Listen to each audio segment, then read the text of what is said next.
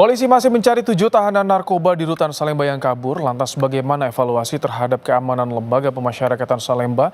Kita bahas lebih lengkap bersama Wakil Ketua Komisi 13 DPR dari fraksi PD Perjuangan, Andreas Hugo Pareira. Selamat petang, Bang Andreas. Selamat petang, Mas. Baik, Bang Andreas, 7 tahanan narkoba kabur dari lapas Salemba dengan menjebol gorong-gorong trans besi di sana juga. Apa evaluasi dari Komisi 13 soal ini? Ya, baru minggu yang lalu kami melakukan rapat dengan Menteri IMIPAS, Imigrasi dan Pemasyarakatan, juga Dirjen Lapas hadir, dan kami melakukan kunjungan kerja ke lapas, tapi memang waktu itu ke Bandung, ya, ke lapas kelas 1 Sukamiskin. Dan hari ini kita mendengar berita yang mengejutkan bahwa di lapas kelas 1 pula, artinya di Salemba ini kan termasuk lapas kelas 1 dengan seharusnya dengan sistem pengamanan pengawalan yang ketat sehingga tidak terjadi peristiwa pelarian 7 napi yang mengejutkan kita semua pada hari ini gitu.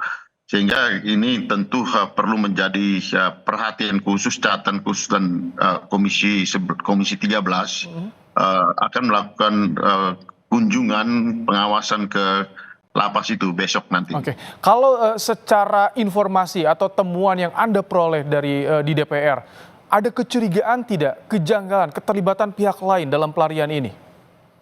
Ya pasti, kalau ada napi yang bisa meloloskan diri, melarikan diri dari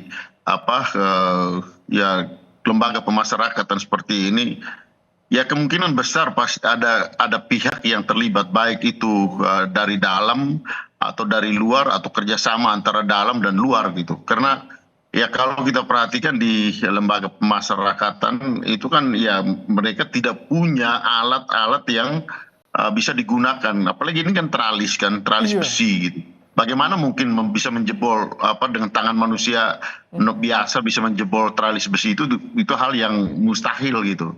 Sehingga pasti ada alat bantu yang digunakan, dan memperoleh alat bantu ini pasti ada tangan lain yang memberikan bantuan, sehingga dengan demikian entah itu dilakukan oleh para napi tersebut, para warga binaan yang merupakan napi yang ada di dalam rumah tahanan tersebut, atau ada pihak lain yang ikut memberikan bantuan sehingga bisa menjebol teralis besi tersebut. Gitu. Atensi dari Komisi 13 jika ada kecurigaan itu agar bisa terungkap bagaimana?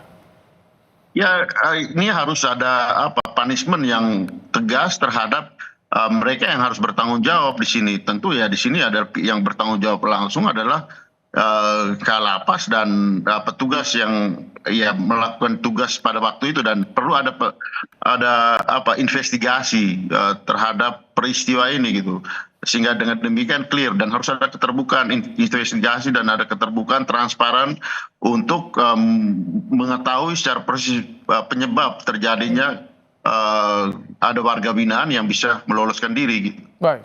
Terima kasih Bang Andreas Hugo Pareira, Wakil Ketua Komisi 13 DPR, telah bergabung dalam program Kompas Petang sore hari ini.